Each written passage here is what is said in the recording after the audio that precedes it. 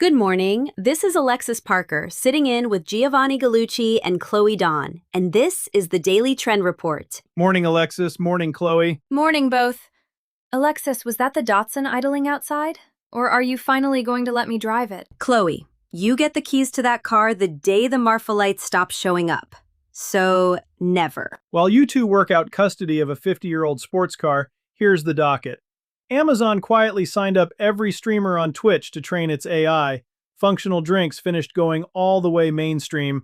And a face wipe talked its way out of the worst week of its life. So Travis put this at the top of his whole stack this morning, and Eddie had it flagged right under it. On Twitch, Amazon flipped on a setting that enrolls every streamer, all of them, into training its AI models. Your old broadcasts, your archived clips, all of it. On by default. And the switch to turn it off got buried a couple menus deep, in the spot where a normal person never looks. Enrolled everybody, then hid the exit. That's the part worth sitting with. Right, and the framing out of Amazon is the usual song. Better recommendations, better discovery, a rising tide. A rising tide that happens to lift exactly one boat, and it's the one with $1 trillion market cap. Say the honest version of it. The honest version is a giant reached into a couple 100,000 independent workrooms and took the inventory. Every hour those streamers spent building a voice, an act, a way of talking to a camera. That's training data now.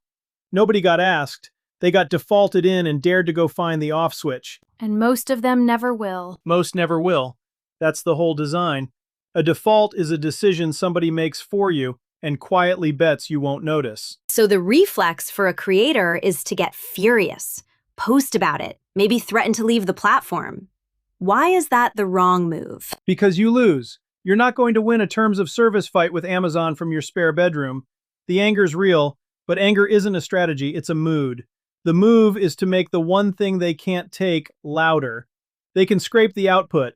They can't scrape the origin. Unpack the origin thing, because that's the part people skip right past. A model can watch 10,000 hours of you and hand back your cadence, your look, your bits. What it can't hand back is the receipt, the proof it came from a real person, in a real place, on a real day. So you make the receipt part of the content. You show the making. You run a standing beat in your feed. Once a week, here's how this got made. Here's my face. Here's the date. It's the difference between a copy and the real thing. It's exactly that. A forgery can be flawless and still be worthless the second everybody knows where the real one hangs. Provenance is the whole game now.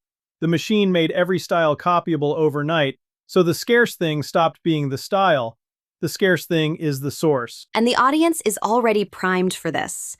That whole made by humans instinct has real teeth right now. It's got teeth because people can feel the difference even when they can't name it. The surveys keep landing in the same place.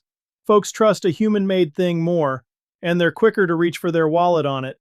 So the provenance beat isn't just a shield against the scrape, it's a sales argument. You're telling the one buyer who cares that a person made this. And these days, that buyer is most of them. And there's a solidarity angle in it too, because your audience is getting defaulted into the same thing on their own accounts. There's your second post, sitting right there. Find the opt-out, flip it on camera, walk your people through it step by step.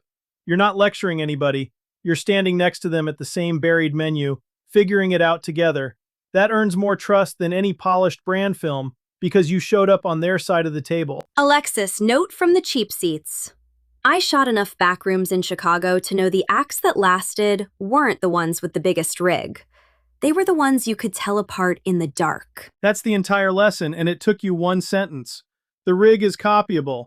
Being recognizable in the dark isn't. 3 moves before we move on. 1. Run a standing provenance beat. Once a week, show one piece getting made, time-stamped, your face in the frame. The machine can mimic your look. It can't post your receipts. 2. Find the training opt-out, screen record yourself flipping it off, and publish the walkthrough. The setting they buried is a 2-minute video your people will actually share. 3. Move your best work onto a surface you own, an email list or your own site, the same week you post it, so a platform rewriting its terms never costs you the archive. Okay, my desk. Eddie led his food section with this one, and Kendall and Travis both had it too. Two things landed the same week and they rhyme. McDonald's put an energy drink on the core menu, a co-branded Red Bull, right there next to the fries. And Travis had the data point sitting underneath it. Mood support just passed protein as the fastest growing thing people say they want out of a functional drink. So the biggest restaurant chain in the country just told you where the puck already is. Meaning what for a small brand? Meaning the word functional is done working. When McDonald's is handing you an Energizer with your value meal, functional stopped being a differentiator. It's the floor. It's table stakes. You stamp functional on your can in 2026 and you've said nothing at all. Which stings because that word was the whole pitch for a lot of these little brands. It was. And this is the part where the big guys always win the vocabulary. They mainstream a word until it's wallpaper, and the independent who's been saying it honestly for 5 years suddenly sounds generic through no fault of her own. So you quit fighting on the word. You fight on the specifics underneath it. Give me the specific. What does that look like on a feed? Look at what Melting Forest did. Functional mushroom brand, and they just walked past 8,000 doors from a standing start inside a year. And read their copy. It doesn't say functional. It names the mushroom, Cordyceps militaris, lion's mane, reishi, and it gives you the exact milligram. 150 of caffeine in the energy one, 0 in the calm one. The number is the pitch. The number is the pitch. In a category drowning in wellness fog, 1 honest milligram count is a lighthouse. It hands the comment section something real to chew on that isn't just a vibe. People argue about the dose. That argument is free reach, and it's arguing about you. And naming the strain does something a soft claim can't. It sounds like somebody who actually knows her own product. Because she does. Vague copy is what you write when you're hiding something or you never learned the product in the first place. A specific number reads as plain confidence. It quietly says, "Come check," and you never have to type, "Come check," because the number already said it for you. So specificity is the wedge. Where does the content actually live? It lives in an occasion. Here's the move. Big Food owns the word now, so you go own a moment they can't buy. Mood support isn't a molecule. It's 4 in the afternoon when the day's got its hooks in you. It's the wind down at 9 at night. Pick one of those moments nobody's planted a flag on and build a recurring format around it. Same slot every week. The 4 o'clock reset. You're not selling a can anymore. You're hosting an hour of somebody's day. And you come back to it every week, so it compounds. Every week, on the clock, until people set a watch by it. A giant can launch a functional line on a Tuesday with a 9-figure budget behind it. What it can't do is show up in the same corner of the feed every Thursday for a year and actually mean it. That kind of consistency doesn't scale down to a line item. It only comes from somebody who genuinely cares about the thing. Chloe aside, I'll just say the calm one with 0 caffeine has my name on it, because I've watched what a third cold brew does to this man. Slander. Accurate slander, but slander. Here's what to actually do with all of that. 1. Retire the word functional from the front of the post. It's the floor now. Lead with the exact benefit and the exact number. The milligram, the strain, the hour of day it's built for. 2. Pick one occasion nobody owns, the 4 o'clock reset, the wind down, and build a recurring weekly format around that moment. Own the ritual, not the molecule. 3.